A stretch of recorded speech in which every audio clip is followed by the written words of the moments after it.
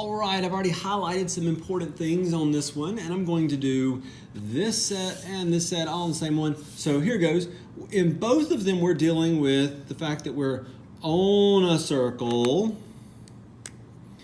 and it is half of the intercepted arc. There's a lot of wordy stuff, but basically we're dealing with a tangent that intercepts a circle. A tangent's going to touch your circle. And then there's some other chord that runs into your tangent, okay? And this angle, UVX, for example, is half of this intercepted arc. This is one of the easier ideas, but kind of hard to visualize. So let's keep going. We have XY that is tangent to circle T at point U. So they've just told us a lot of stuff. XY as tangent to circle T at point U. And VWU, the arc, all the way around here is 225 degrees from V all the way to U. Find the measure of angle VUX. All right. Don't make it harder than it is. Trust me. If this angle, if this arc is 225, then this angle that sits on the circle is half of 225. So 225 divided by 4 is going to be 112.5. So we already know right now that this angle is 112.5 because it's half that arc. It's that simple, okay? Don't let the picture fool you. Well, here's what else we know. 180 degrees minus 112.5 is going to give us the measure of this angle, which I'm going to label over here. Don't label it with one swoosh because then it would look like it's congruent to that. This is going to be 67.5 degrees. And so we just found the answer. Done.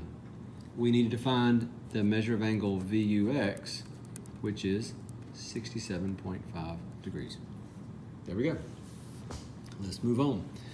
XY is tangent to T, circle T at point U, same picture. XUV is 82. Find the measure of arc UWV. UWV. Let's not do that. Let's do this.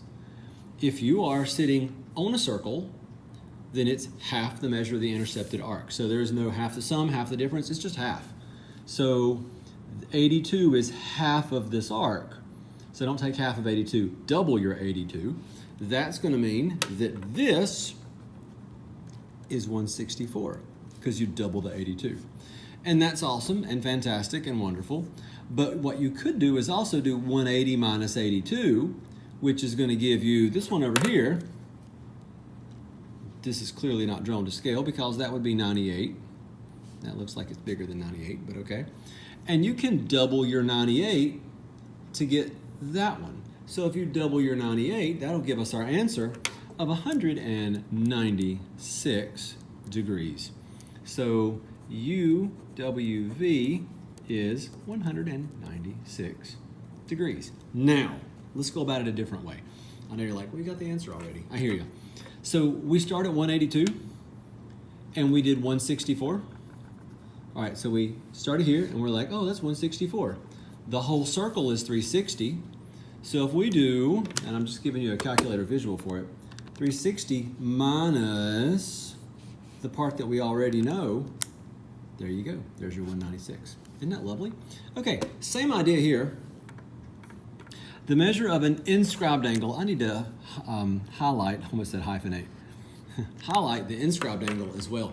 Inscribed angles are on the circle, and I think that's worth writing. If you have an inscribed angle, it is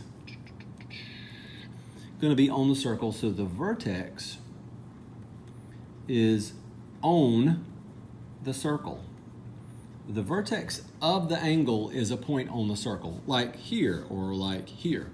So WY is 92. Okay, WY, this little minor arc right here, is 92 degrees. Find the measure of angle X. Well, an inscribed angle is half the measure of its intercepted arc. Half of 92 goes right here. 46. That's it. Angle X is 46 degrees. Alrighty. Angle X is 73 degrees. Find the measure of angle Z. What's the measure of angle Z? Oh, who cares? But what I do know is that if I have an angle sitting on the circle, it is half of the intercepted arc. So I could double the 73. I'd get that. And now we go back almost to the beginning of the lesson.